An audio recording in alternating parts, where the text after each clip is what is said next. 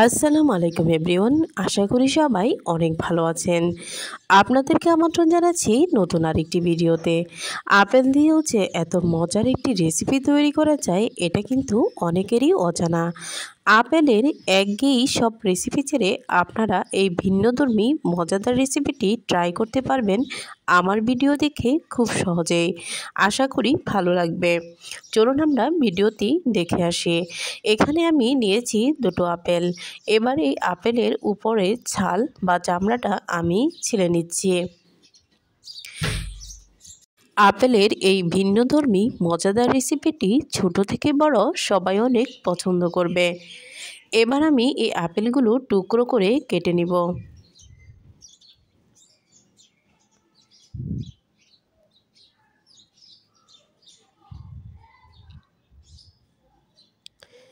আপেলগুলো দেখুন আমি কিভাবে কেটে নিচ্ছি।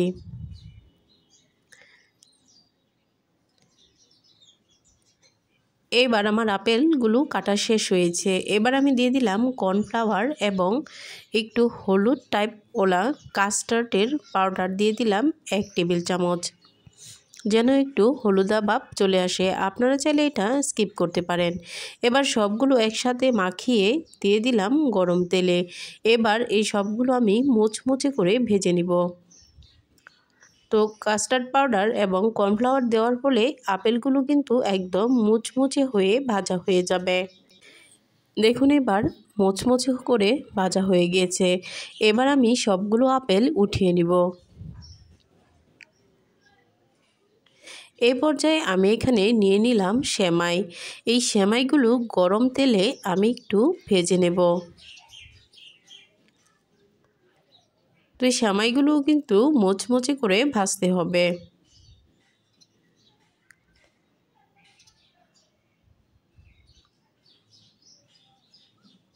সেমাইগুলো ভাজা শেষ। এবার আমি সেমাইগুলো উঠিয়ে নিব। এই পর্যায়ে যে মুচমুচে এই সেমাইগুলো আমি হাত দিয়ে খুব ভালোভাবে ভেঙে নিব গুঁড়া গুঁড়া করে। দেখুন আমি গুঁড়া গুঁড়ো করে ভেঙে নিয়েছি। এবার আমি একটু ক্যারামেল তৈরি করে নিব। এখানে আমি ক্যারামেলের জন্য পরিমাণ মতো চিনি এবং অল্প একটু পানি দিয়ে নিয়েছি। এবার দেখুন আমার ক্যারামেলটা কতটা সুন্দর হয়েছে, কালারফুল।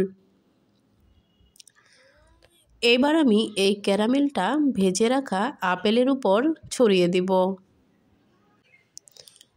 অ্যাপেলটা উপরে ছড়িয়ে দিয়ে এবার ভালোভাবে মিশিয়ে নিতে হবে। এ পর্যায়ে আমি যে সেমাইগুলো গুঁড়া করে রেখেছিলাম ওই সেমাইগুলো অ্যাপেলের উপরে দিয়ে দিলাম। এবার সবগুলো খুব ভালোভাবে মিশিয়ে নিতে হবে।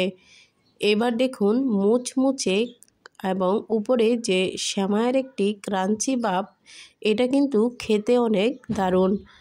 আমার ভিডিও যদি আপনাদের ভালো লেগে থাকে অবশ্যই কমেন্টে জানাবেন এবং কোনো ভুল হয়ে থাকলেও জানাবেন। সাবস্ক্রাইব করতে ভুলবেন না। আল্লাহ হাফেজ।